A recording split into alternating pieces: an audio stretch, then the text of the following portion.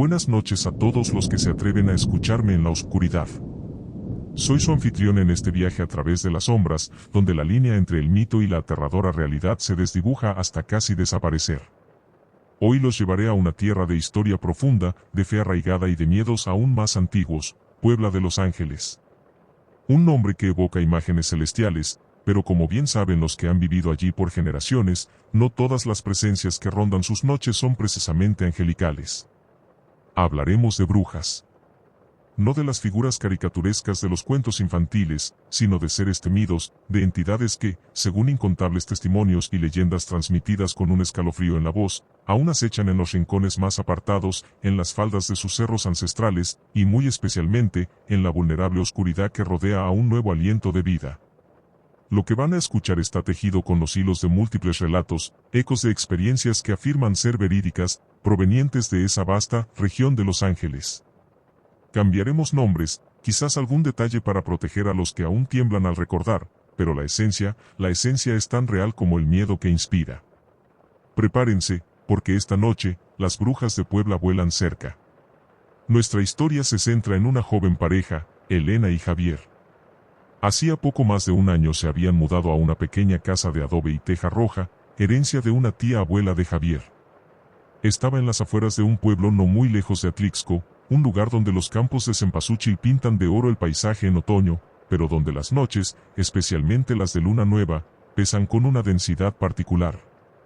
Tenían un hijo, el pequeño Mateo, de apenas 3 meses de nacido. Su llanto, al principio, era la única melodía que rompía la quietud de su hogar. Javier trabajaba las tierras cercanas, y Elena se dedicaba al cuidado del bebé y la casa.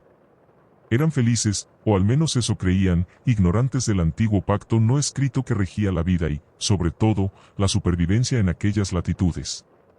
Las primeras señales fueron sutiles, como susurros del viento. Los perros de las fincas vecinas, normalmente tranquilos, rompían en ladridos frenéticos y lastimeros dirigidos hacia las siluetas oscuras de los cerros.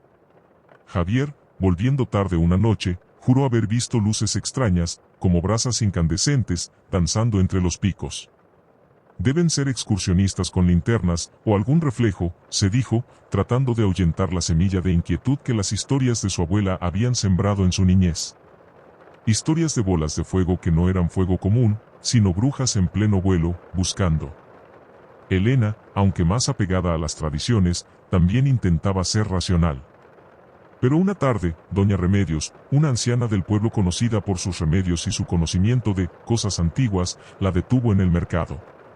Sus ojos, pequeños y brillantes como obsidiana, se fijaron en Mateo, que dormitaba en el rebozo de Elena. Cuida mucho a tu angelito, muchacha. Estos son tiempos delicados. Cuando el sol cae, el mal aire se levanta. Ponle unas tijeras abiertas en forma de cruz bajo su petate. Un espejito cerca de su cuna tampoco está de más. Y reza. Reza mucho. Hay ojos que miran desde la oscuridad, y no todos con buenas intenciones. Buscan la sangre nueva, la inocencia. Elena agradeció el consejo con una sonrisa nerviosa. Esas eran cosas de viejos, supersticiones. Pero esa noche, mientras acunaba a Mateo, que lloraba más de lo usual, las palabras de doña Remedios resonaron en sus oídos. Y los perros, afuera, volvieron a su concierto de ladridos desesperados. Las semanas siguientes fueron un lento descenso hacia la angustia. Mateo se volvió un bebé intranquilo, especialmente al caer la noche. Sus llantos eran agudos, casi de dolor, y a veces parecía mirar fijamente un punto en la oscuridad del techo, con los ojos desorbitados por un terror que un infante no debería conocer. Elena comenzó a sentirse observada, una presencia fría y pesada en la habitación, incluso cuando estaba sola con el niño. Una noche, Javier se despertó sobresaltado. Un resplandor anaranjado iluminó fugazmente la ventana. Corrió afuera. Allí, suspendida sobre el cerro más cercano, una esfera de fuego pulsaba con una luz enfermiza. No era una fogata. Se movía con una agilidad antinatural, subiendo y bajando, como si escudriñara el valle. Luego, ante sus ojos atónitos, la bola de fuego pareció desprenderse del cerro y avanzar lentamente en dirección a su casa. El corazón de Javier martilleaba contra sus costillas. Gritó a Elena que cerrara todo. La luz se detuvo a unos 100 metros, flotando, observando. Javier sintió una oleada de pánico helado, un miedo visceral que no había experimentado jamás. Después de unos minutos que parecieron eternidades, la luz retrocedió y se perdió de nuevo en la negrura del cerro. Ya no había espacio para el escepticismo. Al día siguiente, Javier colocó tijeras en cruz bajo la cuna de Mateo, rodeó la casa con cruces de ocote y colgó espejos en las ventanas, tal como Doña Remedios y las viejas costumbres dictaban. Elena no se separaba de su hijo, rezando rosarios uno tras otro. Una noche, un ruido seco en el techo los despertó. Luego, un arañar insistente en la pequeña ventana del cuarto de Mateo. Javier, armado con un machete y un crucifijo, se asomó con cautela. No vio nada, solo la oscuridad.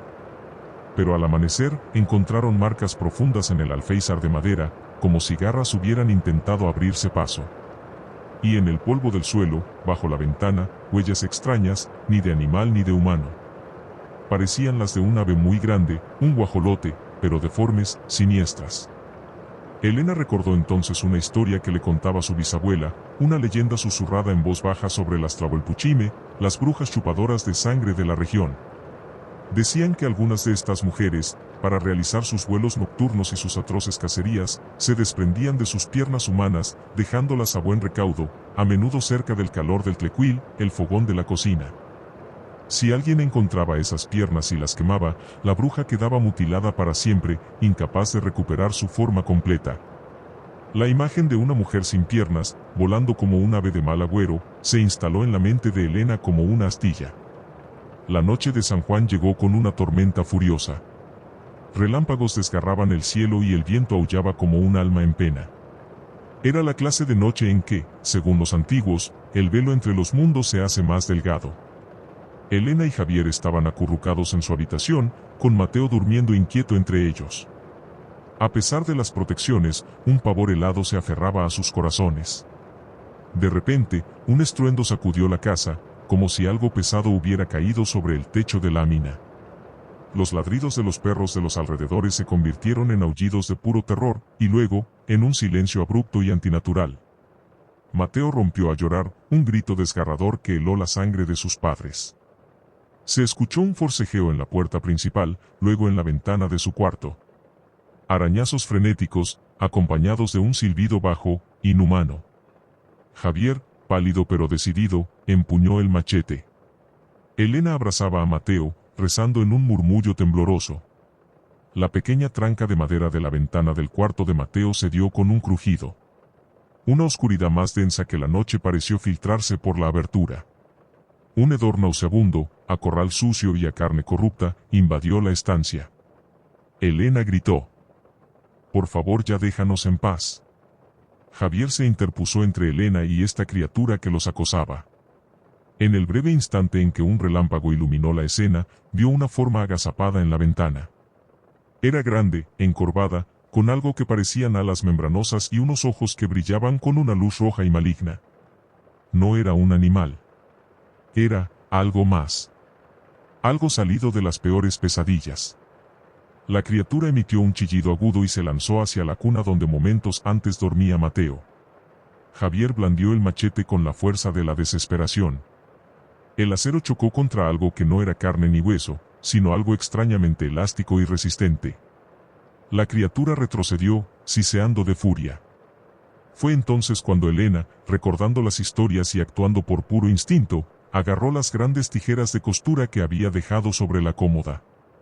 Con un grito que era más de rabia que de miedo, las abrió en forma de cruz y las arrojó hacia la forma oscura.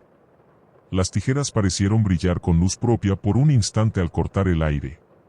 Hubo un chillido aún más horrendo, un sonido gutural de dolor y sorpresa.